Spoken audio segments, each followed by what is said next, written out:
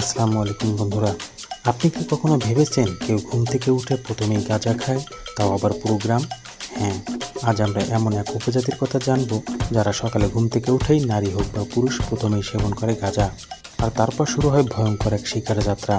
হাতের তীর ধনুকে লক্ষ্য বানর, হরিণ, সজারু, শূকর, এমনকি গন্ডার আর জেব্রাও।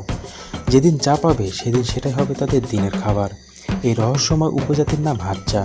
হাজ্জাদের সকালটা শুরু হয় আমাদের চা বা কফির মতো নয়। তারা ঘুম থেকে উঠেই সবার আগে যেটা করে সেটা হলো গাঁজা সেবন। পুরুষ কিংবা মহিলা, বয়সে ছোট বা বড়, সবার একই রুটিন। তাদের বিশ্বাস, গাঁজা সেবন করলে শিকার করার মনোসংযোগ বাড়ে এবং চোখ হয় আরও তীক্ষ্ণ। তারা বসে একসাথে, ধোঁয়ায় গোলায় গোলায় তৈরি হয় দিনের পরিকল্পনা। গাঁজা সেবনের পর তারা প্রস্তুত হয় শিকারের জন্য। প্রথমে তারা নিজেদের তীর ধনুক চেক করে। যদি তীর বাঁকা হয় তাহলে আগুনে গরম করে দাঁত দিয়ে সোজা করে নেয়। তাদের তীর ধনুক কেবল শিকারের জন্য নয়, নিজেদের আত্মরক্ষার জন্য অত্যন্ত গুরুত্বপূর্ণ। প্রতিটি সদস্য নিজেই নিজের অস্ত্র তৈরি করে। তাদের পাথরের তৈরি ধারালো কুড়ালো থাকে সঙ্গে, যার মাধ্যমে তারা গাছে উঠে মধু সংগ্রহ করে। হাজ্জারা নির্দিষ্ট কোনো খাদ্য অভ্যস্ত নয়। যেদিন যা পাবে সেটাই তাদের খাবার। শিকার হতে পারে বানর, হরিণ, সজারু, শূকর, জেব্রা, এমনকি ছোট গন্ডারও। এছাড়া ফল, কুন্দুমোল, গাছের শিকড় এবং মৌচাক থেকে মধু সংগ্রহ তাদের খাদ্য তালিকায় গুরুত্বপূর্ণ স্থান দখল করে। শিকারে বের হয়ে তারা প্রথমেই প্রাণী খোঁজে, তারপর সেটিকে তীর দিয়ে আঘাত করে। শিকার সফল হলে সবাই মিলে আগুন জ্বালায় এবং জায়গা খুঁজে নিয়ে প্রাণীটিকে পুড়িয়ে খায়।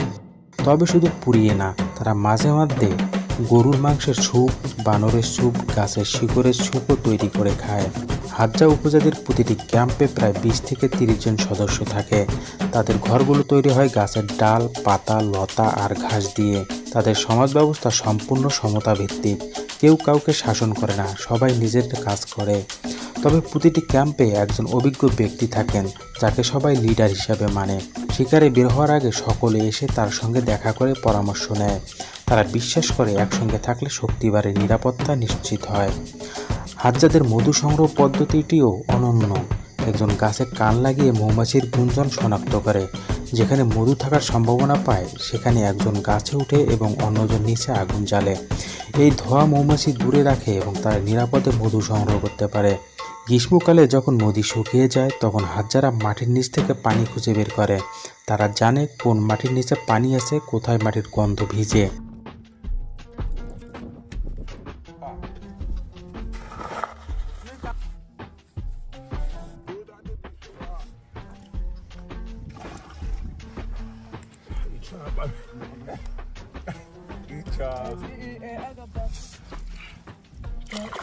প্রকৃতির সঙ্গে তাদের বোঝাপড়া এতটাই গভীর যে আধুনিক প্রযুক্তি ছাড়াও তারা সহজেই নিজেদের প্রয়োজন মেটাতে পারে। হাজ্জাদের জীবন শুধু শিকার আর খাওয়াতেই সীমাবদ্ধ না, তারা বছরে একাধিকবার বিশেষ উৎসবের আয়োজন করে। এই উৎসবে সবাই মিলে গান তৈরি করে, বাজায়, গায় আর নাচে। তাদের এই উৎসব শুধু আনন্দ নয়, প্রজন্ম থেকে প্রজন্মে সংস্কৃতির হস্তান্তরের একটি মাধ্যম।